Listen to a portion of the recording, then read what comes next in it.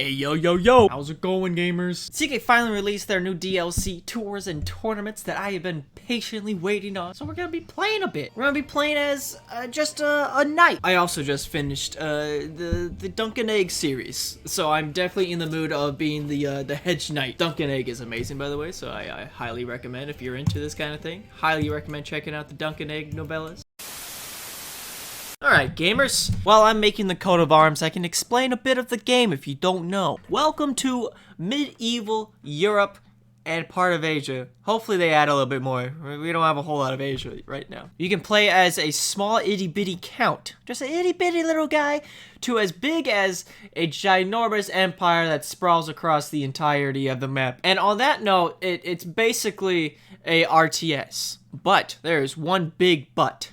You don't play as the Lord in the Sky like most RTSs. You play as the actual ruler of said castle or empire, kingdom, or whatever have you. And your character has a personality, has traits and what he likes and don't like, or she, what they like, what they don't like. So the game quickly evolves into an RPG. And then after you get into a campaign, you realize, oh, I'm gonna die. Character actually ages. So if you don't have a rightful heir to your castle or empire, you'll just die off. Unlike most RTSs, where the goal is to basically try to become the biggest guy on the map, you can simply just become a vassal of a kingdom, be a little duke, own a good plot of land, but just be protected by this kingdom, and you're fine. You can just focus on your family and evolve the story from there. It's very fun. I hope that helps a bit. Anywho, let's get back to the games. Alright, now we've created our character. He's a giant. He's a big boy. Our dynasty is Treeheart. Our model, as tall as a castle wall. Really inspired by our good old boy Sir Duncan of, nothing. He was a hedge knight. Oh shit, Torment going on. Right now. Hang on. Oh, I may not arrive in time. Fuck. It's fine. It's fine. I'll wait until the next one, I guess. Oh, practice falconry. Yeah, I would love to practice some falconry. Falconry, yeah. As we await the arrival of the rest of the guests, my servants can get started on the preparations. The gamekeepers check the woodlands each day for signs of quarry, while establishing a camp closer to the hunting grounds. Those deer are close, I can feel it. Assembles to the party as the sun rises over the camp in the woodlands near Birmingham. With any luck, we'll find a flock of herons, and our falcons will have great sport. My falcon takes a perch and keenly spies across the landscape. In a flash, the bird descends upon something and turns into a frenzy once it has reached its prey. It pecks and claws at something on the ground, though I can't see what. I hurry over to the frantic screeching falcon and find it high not over a dead beast, but a small collection of coins and trinkets. The value doesn't seem to be too extravagant, and I'm sure I wouldn't be able to find the original owner even if I wanted to. Oh, hell yeah. 50! Ooh, sounds like Dunk has found a lover. Alyssa's reaction to my advances tell me everything I need to know. The time has come to put my plan in action. I think my chances are good. Yet I must remember that Alyssa's liege, Prince Bishop, is always watching. Yeah, Alyssa will be mine. The privy matters. The privy is a small space, and the air reeks of foul things recently deposed. But it is private. Oh, so private. Alyssa looks at me hungrily, removing her garments. I do the same as we kiss. A wave of lust rises to make us forget both. Fuck.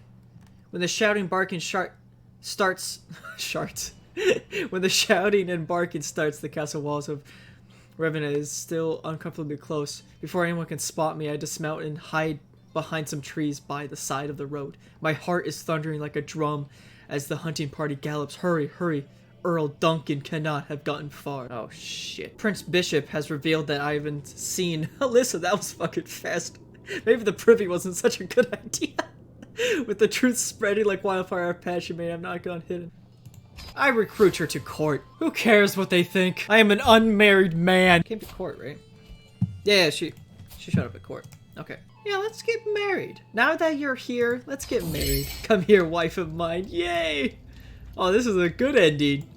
Oh, Countess Alyssa, my treasure, to think that I can embrace you openly now, with the blessing of both Saint Brigid and the people around us. I am the happiest man alive. Aww, that's wholesome. We are fornicators, though. Oh, I can pardon.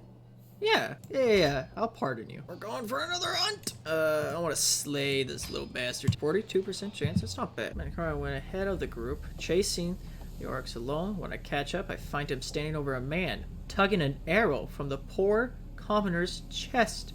He hides the arrow behind his back when he spots me. Earl, it wasn't my fault, I swear. Soon enough, the rest of the party catch up. Oh dear. Yeah, you must answer for this, Carl. Okay, after hours of riding, we are finally cornering the Wily Beast. Our chase has not been in vain. The exhausted panic animal has turned bay, struggling to stand and bellowing in panic, facing a mighty oryx so close, especially one bucking violently, is enough to evoke terror in even the bravest man. But the dogs and hunters duly surround it. I might pull out my inner Bobby B, and I'll bring it down myself. I heft my spear and cautiously move towards the exhausted animal. As I plunge my blade into it, the beast catches me with a buck. I'm pulled away by its bellow, its death. I'm severely injured. Hunts like these are a pure joy. I cannot wait for next year. There's nothing quite like the thrill of bringing down a mighty beast. Godwin directs the breaking up, carefully skinning the carcass with the direction of the game from the game masters. We place the eager dog's share of the spoils, stretching a high, blah blah blah blah blah blah blah blah. Oh, I got a little horn. We did it! Good man! A successful hunt, boys! We're severely injured, but because of all of our other traits, we're still fine. I think we'll recover pretty well. I wasn't exactly planning on, like, expanding much, but I randomly got a claim because they fucked up their claiming stuff over here, that I got a claim for these guys. That's pretty bug. I say it's all good, fair share to attack this guy, because he's not part of my liege's area, he's not part of my fellow vassals, he's just another little schmuck under the king's domain. Also, I'm sitting back in this one. My guy's got to heal up so after getting gorged by a orc. Eric. I don't know how you pronounce those guys. Same thing with the lion that was in Europe. That went extinct. You don't really think about it, but when you sit there and think, why was all the heraldry a fucking lion back in the day in Europe? Aw, passionate interest. My petal Countess Alyssa is playing absent-mindedly with my hair as she tells me about sword practice. Oh god, she's telling me about sword practice. Oh, that is my girl right there. Her point of view is intriguing. It is her passion for the subject which I admire the most. The deeper she delves, the more animated she becomes, and those beautiful eyes of her are so positively glowing. I think I could listen to her forever. My declaration of love catches Alyssa off guard. Her hands become still in my hair, and I can feel her heart pound against my cheek. My own is beating just as hard. Is it true, Duncan? I have felt the same way for such a long time. But I have never thought. The kiss which follows is the sweetest thing I've ever known. I am the happiest man in England. Aww. I'm doing it. I'm doing it. This is scary as fuck. I won't lie. I want to absolutely crush their forces right here. We did it! We goddamn did it! Their ally just did not show up. I don't know where he went. He just decided not to, he said no. Oh! My baby girl will be pregnant! The king's hosting a tournament? I'm severely injured though. Fuck it. I'll join the tournament. I cannot wait for the tournament! Tournament arrival. I have arrived at the site of the tournament. Here at Buckinghamshire. Though not all the rivals have arrived yet. Throngs of people wander through the colorful surroundings, all looking forward to the forthcoming displays of skill and prowess. There are a few places so excellent to relieve some stress and enjoy oneself at a tournament. And I intend to take full advantage. Oh, fuck yeah. Look how cool this is. I can just choose where the fuck to go. Okay, so there's a wrestling one and a horse racing one. I am dog shit at horsing. It's just non-existent. And I'm good at my bow and I'm good at my foot. Artisan quarters. Merchants have installed themselves over here. Maintain your artifacts, get new clothes, and improve your weaponry. Feathered entertainment. Go, ankle biter, go faster! I hear a man's voice echo across the grounds. I look up to see a small thing hurrying through the sky, like a little black bolt of lightning. Soon enough, it swoops down towards the finishing line. Bah! You must have cheated. Your bird cannot fly that fast. Just look at her. She's as thick as you. The angry loser shouts with the winner. Huh. I could learn a thing or two from this. Look at the heraldry. Look at my fucking drip. Ignore this. This is just sad, but look at that. That's sick, okay? You can't tell me that's not sick. 13 days until it begins. Tailor. Wares on display in the tailor's shop. I spy a carefully wrapped package among the piles of garments and sundries. The tailor happily opens it for me, carefully untying the leather binding and reveal an exquisitely embroidered crest. The king's crest. Lovely. I could change it to the tree heart crest. Yeah, no, I want tree heart. Contest begins. The finest horses in England, adorned in the colors of their owners, are led around the track. On the track as the herald announces the contest commencement. The riders mill around as they wait for the beasts to arrive. Some stretching, some eyeing each other's up. Warhorse. The horse. Oh yeah. Yeah. I had a warhorse. Oh, I used my warhorse for this? Riders. My horse is all set, of course, but the beast is nothing without a capable rider to control it. As a result, I find myself with 3 potential riders arrayed before me, all clamoring for the honor of being allowed to represent me. My first knight, Carl.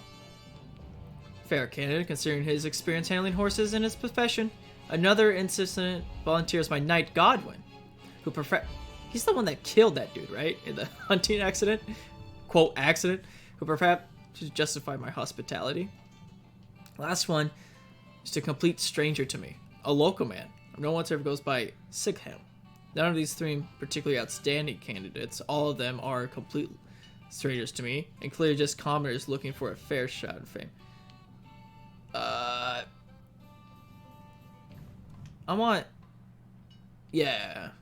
think Carl is the best candidate. Alright, let's see how this goes, gentlemen. Engaged in the horse race. 26 days until it ends. Horse thunder along the trek. The coursing bodies obscured by the clouds of dust. The cursing and yelling of their jockeys inaudible amidst the hoofbeats and the roar of the crowd. Still, you can tell your rider Carl utterly focused on the rapidly approaching turn. As the others slow to take the sharp bend in stride, your rider spurs hard. With just a finger's breadth to spare, Carl and slip between those ahead. In an incredible maneuver, the crowd gasps one. As the horses make ready to race, the entire crowd is cheering and chanting for their favorite racer, that is, until they collective gasp before growing completely silent. A naked woman has run onto the tracks and is flaunting everything that God gave her from tip to toe. The crowd promptly begins booing this impulsive creature and hurling anything they can get their hands on at her. The horses continue to thunder around the course. The remaining riders sign at their steeds, reining to urge them ever faster. It's been an eventful race already, I think. Remembering when a commoner ran onto the track naked. There's only one more lap to go. Oh, it's like a race. Oh, sorry. I have been thinking it has been jousting this entire time. I did not read the race. No, my wife! My wife has been wounded, and the injury runs deep. I fear that her body is not strong enough to fight on its own. No. Severely injured? Oh, she's still popping off. What the hell? Oh, no. You're fine, baby. Oh, my lord. Oh, my lord. Back to the races. Unbalanced and surprised by my call, my rider wobbles and falls. My horse loses a little ground as they round the final bend into the home straight. This is going to be close. My horse is bolting free of the chasing pack. It can hold off my rivals. We'll win. The crowd reaches a crescendo. The riders urge their steeds on in unison. The finisher line looms. Result crossing line as the crowd. It's always next time. It's fine. You know, we did good. We did very good. I'll go to the tavern. I need a little drink after that. That was spicy. The gloom of the tavern is offset by the crackling of the fire and the ongoing revelry of the carousers. I slip past two particularly rowdy drunks and sit at a nearby table, empty apart from one figure. A fine night, is it not? Column gestures at the ragged crowd. I nodded politely. I barely finished returning my head to its position as Column whisks a set of dice and cups onto the table. Care for a simple game? A fool could play it. We both roll under the cups, and you guess whether your roll is higher or lower than mine. He smiles, a gambler's glint in his eye. Best 2 out of 3. The dice rattle and bounce inside the cups before we both slam them onto the table. I raise the side of the cup closest to me, carefully covering the contents. I scan Colum closely, looking for tells. Not a flicker of emotion anywhere on his face. I break the stare regarding his body language. It was as if he is a statue. Reveal our dice. As the cups disappear, it takes us just a moment to calculate that the numbers are equal. Well then, we'll call that one a draw. Column's disappointment is plain to see. Next round. The dice rattle in the cups once more. I raise the side of my cup closest to me. The small etchings on the dice reveal the numbers 15. I rest the cup back on the table and look up. Colum's posture is confident, almost cocky, but he hasn't even raised the cup.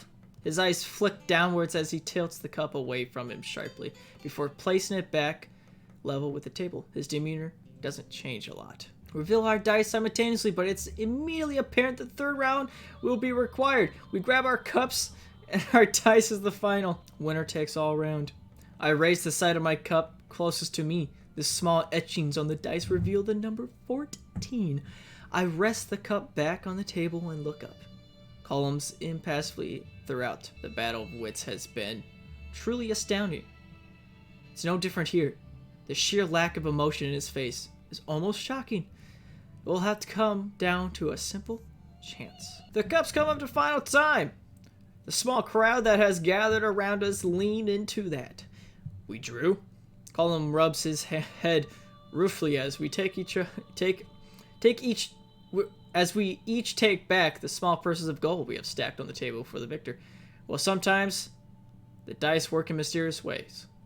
Colum says, shrugging. Well played, nonetheless. He gets up and wanders away. My son! Oh, Alyssa, you have been so brave, so strong. Words cannot describe my love for you. And now we have a perfect little son. One day, child, you will carry on my legacy. What name would befit Earl? Honestly, I think Johnson. Alright, gamers, I think that will do it for today. Let me know if you want to see more of Mr. Sir Duncan, because I would love to go through his entire life and maybe possibly see what good old John Treehart gets up to in the future. Anywho, gamers, I'll see you all later. Goodbye.